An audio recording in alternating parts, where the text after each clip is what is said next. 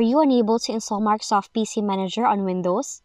Try these fixes we have compiled on this video.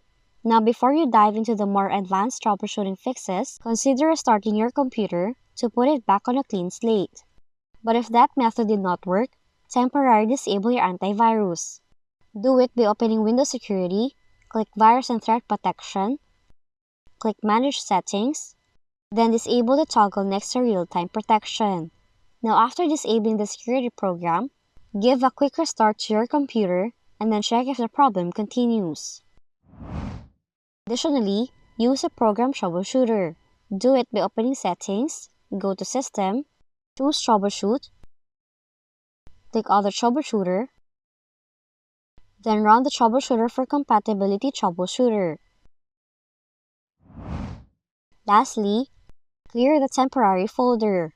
To do that, open Run, type in temp, press Enter, then select everything inside the temp folder, right-click, and then select Delete to delete the folder's content permanently.